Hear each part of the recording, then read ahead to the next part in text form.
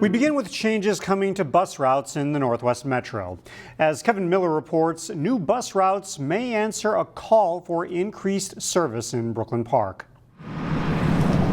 Bus transit needs have changed in the post-pandemic era. I think the days of downtown Minneapolis office workers going into the office 5 days a week, 8 hours a day, are probably behind us. Those changing ridership patterns can be seen across the suburbs. So Metro Transit is working to revamp its bus routes as part of a new plan called Network Now. It's a short-term plan taking us really through 2027, and it's a plan that will help us expand service in the region by adding more than 35% in service hours. Cindy Harper is manager of route planning for Metro Transit. She says changes to busing are on the way. So it's our opportunity to have new routes as well as to redesign existing routes. Hennepin County Commissioner Jeff Lundy, who represents the Northwest Metro, says it's tough to get from east to west on the existing bus routes. I think the thing that's always been Brooklyn Park's challenge is you can't get from East Brooklyn Park to West Brooklyn Park. You have to leave,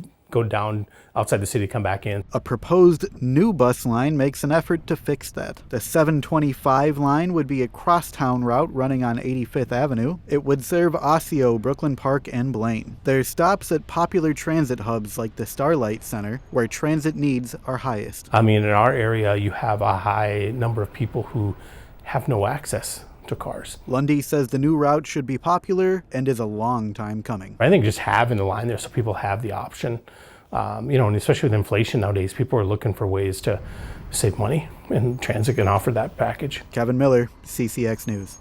You can see how the Network Now plan impacts your bus route on Metro Transit's website. They'll also be collecting feedback on the new plans through November 15th. We'll have a link at ccxmedia.org. Brooklyn Park Police responded to yet another incident of a child struck by a vehicle. The latest incident happened Friday morning near Birch Grove Elementary School for the Arts.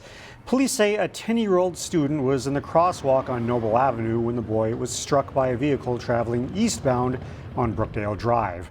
The driver stopped and cooperated with officers. Police tell CCX News that the child was taken to the hospital for injuries that are not life-threatening. Friday's incident happened just 2 days after a 12-year-old girl was struck by a car near her bus stop. In that case, the driver never stopped. Police believe that driver knew she hit someone, and as of Friday afternoon, police continued to look for her and her vehicle, described as a 2015 to 2019 Hyundai Sonata or Genesis, white in color, with the passenger side mirror missing. The child, we're told, is recovering from her injuries. Some of you may have noticed a large police presence in Robbinsdale on Thursday afternoon. It turns out police were looking for a suspect in a stolen vehicle who had crashed into two parked cars. The incident happened just before 2 p.m. in the 4100 block of West Broadway in downtown Robbinsdale. Police say the suspect started to drive from the scene before pulling into the McDonald's parking lot.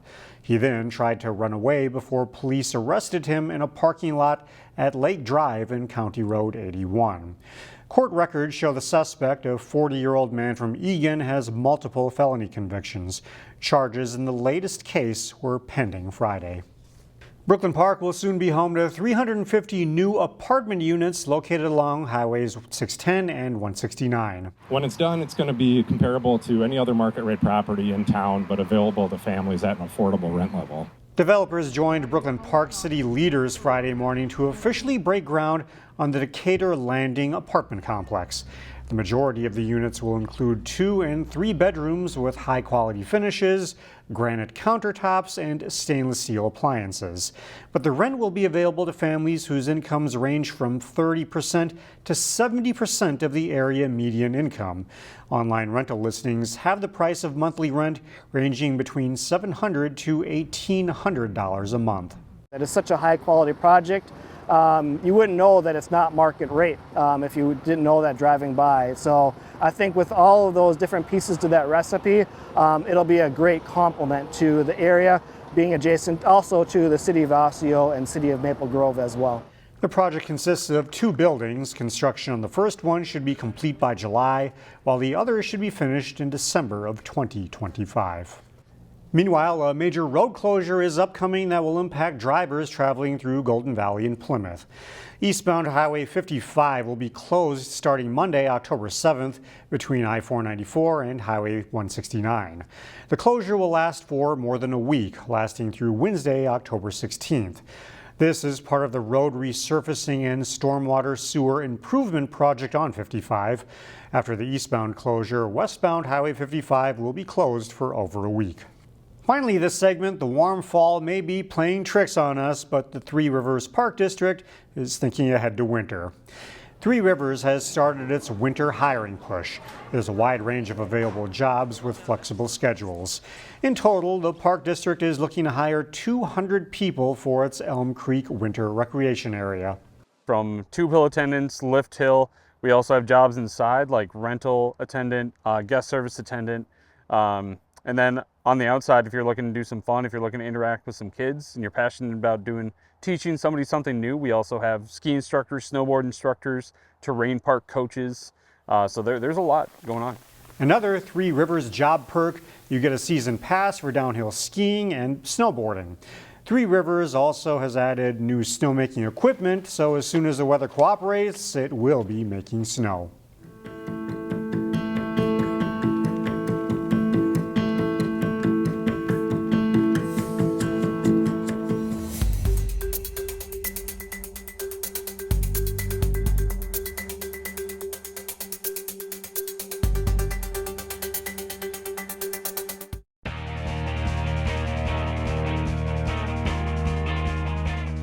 Cooper High School opened in the fall of 1964. Now, as the school celebrates 60 years in the Robbinsdale School District, a half dozen individuals who made their mark at the school were honored Friday. It was a good morning to be a Cooper Hawk.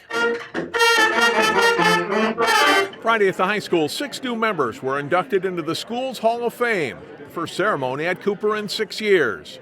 One thing that I've always said to myself is, when you get somewhere and you're going to leave, when it's time to leave, make sure you leave it in a better place than it was. And so our hope is to start doing this yearly to make sure that everybody in the past has an opportunity to be reminded for how hard they worked, the impact that they had on our community. The new members in the Cooper Hall of Fame class of 24 are Dan Johnson, class of 1978. He went on to play with the Miami Dolphins in the NFL. Mike Sunbold, class of 86, who played football at the University of Minnesota and later professionally. Aaron Brophy-Brown, class of 95, an all-state softball player for the Hawks who later came back and coached softball for 15 years and worked in the athletic office. Rodney Williams, class of 2009, all-state in basketball who later played at the University of Minnesota and professionally. Mike Favor, an administrator for 7 years at the school in the early 2000s. And John Olfke, who spent 37 years at Cooper, both coaching and serving as athletic and activities director. We talked to 2 of today's honorees about their Hall of Fame induction. It means a great deal, man. You come here as a little freshman, and you just don't even think about half the things that you're going to go through in your high school career. And it's an honor, and I'm really happy and grateful that I've been selected. 100% surprised. I had heard that Willie was trying to get a hold of me, and that was not what I thought it was. I really thought it was related to my job and not something like this. I'm very special to be included with the group of people that are up here today with me. Both St. Cloud Cathedral and Providence Academy are ranked in the top 5 in Class A for girls soccer. It was good prep for the upcoming playoffs when these two met Thursday night in Plymouth. Final days of the regular season for both Cathedral and Providence, with section tournament play starting next week.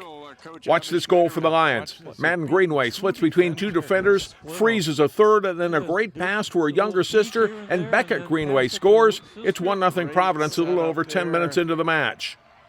The Crusaders tied on this play. Jordan Bovey, a long pass to Bailey Schneider, who scores off the cross. Match is tied 1-1. The Lions' Tatum Janicic with a short pass to Madden Greenway. The All-State senior drills in this one from 27 yards out. Her 29th goal of the season puts Providence Academy ahead 2-1 at halftime. Second half, Madden Greenway dribbles past the D and is in the clear. She puts away another shot for a goal to make it 3-1. Providence Academy goes on to beat Cathedral 3-2. The Lions are now 9-5 on the season and host Breck on Saturday. Two volleyball teams in the middle of the pack of the Skyline Conference standings were facing off against each other Thursday. Chaz Moots has the highlights. Maranatha Christian Academy having a solid season, 15-8 on the year, playing host to New Life Academy, who's 11-7 this fall. First set, Alexa Moscoso puts it up. Big swing from Maya Marvel, point for the Mustangs. They trailed 18-16 after that possession. The Eagles had a late run in the first set, though Alexa Lilly, nice touch, goes right in the heart of the Mustang defense for the point. New Life Academy takes the first set 25-22. Maranatha Christian Academy got a great start in the second set. Nice dig from Ashley Yost. Again, it's Marvel with a nice kill to give the Mustangs a 14-8 lead. MCA kept the momentum going later in the set. Emma Harstad up front. The Eagles got a piece of it, but not enough. Point Mustangs. They took set 2, 25-16. Third set, MCA got down but rallied. The libero Yost finds the soft spot in the Eagles' defense, ace for the Mustangs. But again, New Life Academy had a little more gas in the tank late. They win the third set and go on to win the match as well, 3-1 over Maranatha Christian Academy. In Brooklyn Park, Chaz Moots, CCX Sports. Find more prep sports games and highlights at ccxmedia.org and follow us on social media.